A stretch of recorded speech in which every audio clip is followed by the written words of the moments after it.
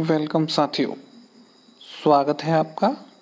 और आज के वीडियो में हम देखने वाले हैं खिलजी वंश, जिसके कि सभी शासक जिन्होंने वहाँ पे शासन किया उनको कैसे हम क्रमानुसार याद रखेंगे, उसकी एक ट्रिक है। उस ट्रिक से हमको सभी शासक याद हो जाएंगे और उन शासकों ने क्या क्या महत्वपूर्ण काम करवाए हैं तो उनके बारे में भी हम डिटेल में समझने वाले हैं इस वीडियो में। तो चलिए वीडियो शुरू। अगर आपने अभी तक चैनल को सब्सक्राइब नहीं किया है तो सब्सक्राइब जरूर कर लें, जिससे आपको चैनल की ओर से आने वाली वीडियोस मिल पाएं। चलिए शुरुआत करते हैं। देखिए, खिलजी वंश जो था वो 1290 से 1320 ईस्वी तक चला। छोटा समय काल है, 30 वर्षों का। और इससे पहले हमने देखा था गुलाम वंश। तो गुलाम वंश जहाँ पे खत्म होता है वहाँ से अगला जो वंश चालू होता है वो होता है आपका खिलजी वंश। तो खिलजी वंश में कौन कौन शासक थे वो देख लेते हैं एक एक करके। तो देखिए, पहला है आपका जलालुद्दीन फिरोज खिलजी। जलालुद्दीन फिरोज खिलजी, जिसने कि इस वंश की स्थापना की और इसका शासनकाल चला 1290 से 1296 ईस्वी तक। फिर दूसरा है आपका अलाउद्दीन खिलजी, जिसका कि शासनकाल चला 1296 से 1316 ईस्वी तक। फिर अगला है आपका कुतुबुद्दीन मुबारक शाह खिलजी, जिसका कि शासनकाल चला 1316 से 1319 ईस्वी तक। और चौथा है आपका नसीरुद्दीन खुसरो शाह, जिसका कि शासनकाल चला 1320 में ही कुछ माह तक। तो ये 4 प्रमुख शासक हुए खिलजी वंश के। तो देखिए, इनमें 2 जो शासक हैं, जलालुद्दीन फिरोज खिलजी जिसने कि इसकी स्थापना की खिलजी वंश की, और अलाउद्दीन खिलजी, इन दोनों के ही बारे में मैक्सिमम जो है क्वेश्चंस पूछे जाते हैं जीके में, क्योंकि इन दोनों ने ही कुछ ना कुछ कार्य किए हैं अपने शासनकाल में। बाकी के जो नीचे के 2 शासक दिख रहे हैं आपको, वो दोनों शासक इतने प्रभावशाली नहीं रहे।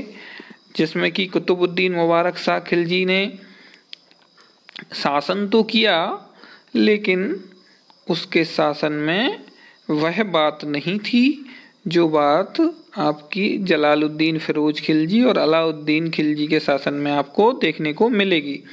तो इसलिए इन दोनों के शासनों से क्वेश्चंस नहीं पूछे जाते हैं। अब चलिए इनको देखते हैं कैसे हम याद रख पाएंगे ट्रिक से। तो देखिए, ट्रिक है खिलजी का जले आलू जैसा मुख है। खिलजी का जले आलू जैसा मुख है। आपने एक मूवी देखी होगी जो आई थी कुछ दिन पहले, जिसमें कि रणवीर सिंह ने खिलजी का रोल निभाया था। तो उसमें देखेंगे उसकी आंखों के पास में एक स्कार बने हुए थे ना, आप देखना। तो उसी से याद रखिए कि उसका मुंह थोड़ा सा वहां पे बिगड़ा हुआ था। तो हमने ट्रिक बनाई हुई है। ट्रिक है खिलजी का जले आलू जैसा मुख है। अब इसी से आपको उसके सारे जो शासक हैं खिलजी वंश के वो याद हो जाएंगे। तो देखिए, पहले खिलजी लिखा है, तो खिलजी का मतलब होता है खिलजी वंश। हमको याद रहेगा कि हम खिलजी वंश की बात कर रहे हैं। उसके बाद जले से जलालुद्दीन फिरोज खिलजी, आलू से अलाउद्दीन खिलजी, मुंह से मुबारक शाह खिलजी, और खा से जो है खुसरो शाह याद रखेंगे। खा से हम क्या याद रखेंगे? खुसरो शाह। इसका पूरा नाम है नसरुद्दीन खुसरो शाह। तो देखिए, चारों हमको बहुत जल्दी याद हो जाएंगे। हमको सिर्फ ये ट्रिक याद रखनी है। ट्रिक क्या है? खिलजी का जले आलू जैसा मुख है। सभी के मतलब लिखे हुए हैं आपको। जो ब्लू में दिख रहा है वो सारे आपके जो हैं शासक हैं, ठीक है। वो सारे आपके क्या हैं? शासक हैं। और खिलजी जो शुरुआत का वर्ड है वो खिलजी वंश को आपको डिनोट कर रहा है। अब देखते हैं एक एक शासक को समझते हैं कि उन्होंने क्या क्या काम कराया। तो जैसे मैंने पहले बताया, पहला जो शासक है आपका वो है आपका जलालुद्दीन फिरोज खिलजी। तो इसने खिलजी वंश का जो है संस्थापक था ये। इसने खिलजी वंश की स्थापना की। किलोखोरी के जो है किले में इसने राजधानी बनाई और वहीं पे अपना राज्याभिषेक करवाया। शासन के समय इसकी उम्र जो थी 70 वर्ष थी जब ये शासक बना। तो ये बहुत ज़्यादा एजेड शासक था, बहुत ज़्यादा उम्र दराज शासक था और उस शासन के समय ये चाहता था कि शांतिपूर्ण जीवन व्यतीत करे। थोड़ा उदार भी था, है ना। इसने बहुत सारे जो गुलाम थे इसके, उनकी सजाएं माफ़ करी हैं। इसकी मृत्यु इसके भतीजे अलाउद्दीन खिलजी ने की और वो इस वंश का अगला शासक बना। तो जब इसने अलाउद्दीन खिलजी को दक्षिण भेजा, दक्षिण के अभियान के लिए, तो वहाँ इसने अलाउद्दीन खिलजी ने यादव वंश के राजाओं को हराया और वहाँ से अपार धन प्राप्त किया। और वहाँ से लौटते समय उसने ये सोचा कि अब मुझे ही शासक बनना चाहिए, मैं ही उस गद्दी का हकदार हूँ। और इसने अपने चाचा जलालुद्दीन फिरोज खिलजी, जो कि उसका ससुर भी था, उसकी हत्या कर दी। तो जलालुद्दीन फिरोज खिलजी का भतीजा और दामाद दोनों था अलाउद्दीन खिलजी। तो अलाउद्दीन खिलजी के बारे में समझते हैं। देखिए, अलाउद्दीन खिलजी अत्यंत कठोर शासक था। इसने कठोरता और आतंक के सिद्धांत पर शासन किया। वह खिलजी वंश का सबसे शक्तिशाली शासक था। उसके सिक्कों पर सिकंदर सानी की उपाधि का उल्लेख किया गया है और इस सिकंदर सानी को ही सिकंदर द्वितीय भी कहा जाता है। वो अपने आप को सिकंदर द्वितीय कहता था। इसके समय पर कई विद्रोह हुए जिनमें से इसने इनको दबाने की कोशिश की, विद्रोहों को सेना के द्वारा। और इसने ये सोचा कि ये विद्रोहों से कैसे बचा जाए कि विद्रोह हो ही ना पाए, विद्रोह की शुरुआत ही ना हो पाए। तो इसलिए इसने 4 अध्यादेश जो है पारित किए, 4 अध्यादेश लागू किए। उन 4 अध्यादेशों में क्या क्या था? देखिए, पहला अध्यादेश था कि दान, उपहार और पेंशन स्वरूप दी गई भूमि को इसने वापस ले लिया।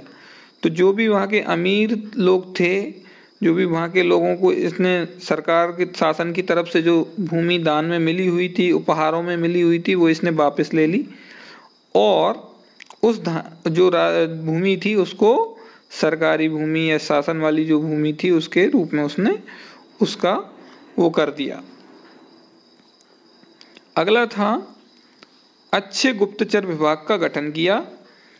तो गुप्तचर विभाग की गठन इसलिए किया कि उसको पता चल सके कि कहाँ पे विद्रोह की प्लानिंग कर रहे हैं लोग, और उस प्लानिंग को फेल करने के लिए एक अच्छा सा इसने गुप्तचर विभाग का गठन किया था।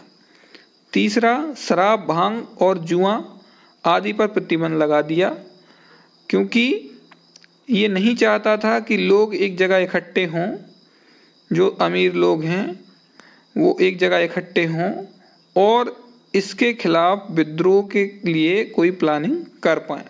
तो इसने शराब, भांग और जुए जैसी चीज़ों पर प्रतिबंध लगा दिया कि लोगों का इकट्ठा होना ना हो सके।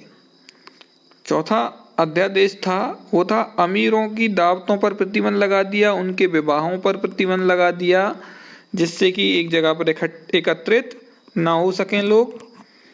अगला देखते हैं, अलाउद्दीन खिलजी ने कुछ अलग अलग क्षेत्रों में और भी काम किया। जैसे पहला था राजस्व कर व्यवस्था। तो राजस्व कर व्यवस्था के क्षेत्र में अलाउद्दीन खिलजी ने बहुत काम किया।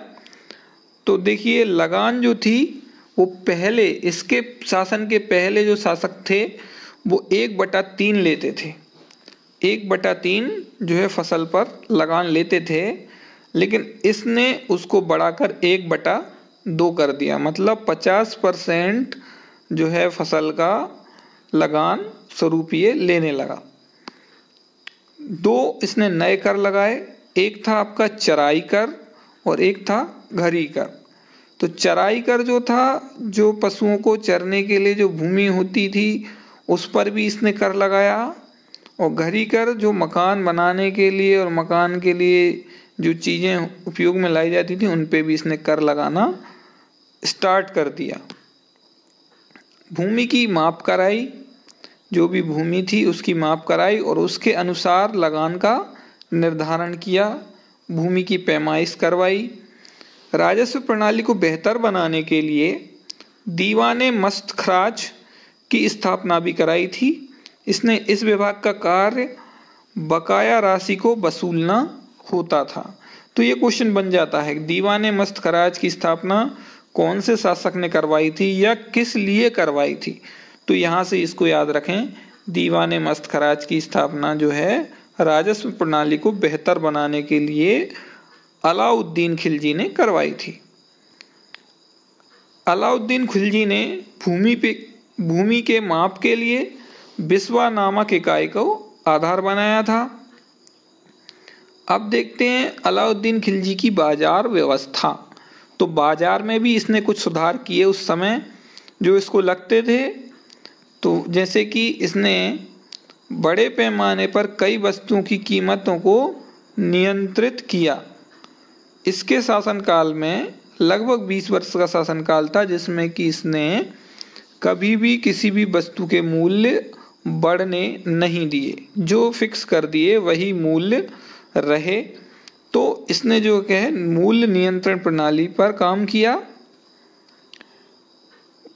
बरानी जो है उनके अनुसार अलाउद्दीन वस्तुओं की कीमतों को कम करके सैनिकों का वेतन कम करना चाहता था, जिससे वह कम खर्चे पर विशाल सेना रख पाए। इसका मुख्य कारण ये भी था इसका कीमतें नहीं बढ़ाने का कि लोगों को उसी कीमत पर देते रहेंगे जो भी चाहिए है, तो लोगों को एक्स्ट्रा जो है तनख्वाह या वेतन नहीं देना पड़ेगा। इससे वो क्या कर सकता था कि ज़्यादा से ज़्यादा लोगों को और सेना में रख सकता था। अलाउद्दीन खिलजी ने जाब्ता नामक अधिनियम बनाया। इसमें सभी तरह की कीमत निश्चित की गई थी। अलाउद्दीन खिलजी ने व्यापारियों के लिए नियम बनाए। व्यापारियों को पंजीकरण करवाना आवश्यक करवाया था। इसके लिए सेनाए मंडी का गठन किया गया था। इसने नाप तोल के उसमें भी ध्यान रखा कि क्या होता था कि जब मूल्य नहीं बढ़ रहे हैं वस्तुओं के, तो दुकानदार क्या करते थे कि नाप तोल में कुछ कमी करके लोगों को जो है सामान देते थे, जिससे कि लोगों का नुकसान होता था। तो इसने उस पर भी ध्यान रखा और उस पर भी कड़ाई से प्रतिबंध लगाए कि आप नाप तोल में गड़बड़ी नहीं करोगे। और जो नाप तोल में गड़बड़ी करता था, जितनी गड़बड़ी पाई जाती थी उतना ही मांस उस दुकानदार के शरीर से निकाल लिया जाता था। इतने कड़े प्रतिबंध इसने लगाए हुए थे। अलग अलग बाजारों का निर्माण कराया। जैसे निर्मित वस्तुओं के बाजार अलग थे, खाद्यान्न बाजार अलग था, पशुओं और दासों के लिए बाजार जो थे वो अलग थे। तो इसलिए इसने बाजार को कैटेगरी वाइज भी डिवाइड कर दिया, जिसमें कि अलग अलग लोगों की जो ज़रूरतें हैं उसके हिसाब से इसने बाजारों का निर्माण भी करवाया। अब इसकी देखते हैं सैन्य व्यवस्था। खिलजी की जो सैन्य व्यवस्था थी उसमें भी इसने कुछ बदलाव किए। सबसे पहले इसने एक स्थायी सेना रखी। पहले क्या होता था कि जब कोई शासक युद्ध करने जाता था या कहीं से युद्ध होता था तो उसी समय सैनिकों की भर्ती होती थी, और बाद में उनको जब युद्ध खत्म हो जाता था तो उनको भूमि या उपहार या वेतन जो भी है देकर उनको वापस घर भेज दिया जाता था। लेकिन इसने क्या किया कि इसने सेना को स्थायी करा। चाहे युद्ध हो या ना हो, इसकी सेना रहती थी, तैयार रहती थी हर परिस्थिति के लिए, और ये सैनिकों को नगद वेतन भी देता था। नगद वेतन देता था, भूमि देने की जगह इसने क्या करा, नगद वेतन देना चालू करा सैनिकों को। सैनिकों के हुलिया को बनवाया, जैसे अभी आज के उसमें देखें हम कि जो भी सिक्योरिटी सिस्टम है उसमें हम फिंगरप्रिंट्स या फोटो, ये चीज़ें सब रजिस्टर्ड रहती हैं लोगों की, जो भी आर्मी में हैं या जो भी पुलिस में हैं। तो इस तरह से इसने भी बहुत पहले हुलिया बनवाया सैनिकों का, और घोड़ों को दागने की जो है काम भी इसने करवाया। दागने से क्या होता था कि घोड़ों की नस्लों की पहचान होती थी, और अच्छी नस्ल के घोड़े इसने अपनी सेना की टुकड़ियों में रखे। साम्राज्य विस्तार कहाँ कहाँ करा इसने, वो देख लेते हैं खिलजी ने। तो देखिए, खिलजी ने गुजरात पर आक्रमण किया, वहां से मलिक कफूर को 1000 दीनार में इसने खरीदा। इसलिए मलिक कफूर को 1000 दिनारी भी कहा जाता है। मलिक कफूर कौन था? इसका बहुत विश्वास पात्र सेनापति बोल दें या उसको, या इसके साथी बोल दें, एक तरह से ऐसा व्यक्ति था जो हर समय इसके साथ रहता था। बाद में इसने गुजरात के बाद में इसने रणथंबोर, चित्तौड़ और मालवा में भी साम्राज्य का विस्तार किया। दक्षिण में मलिक कफूर की सहायता से इसने वहाँ के राज्य जीते और वहाँ के शासकों को हराया।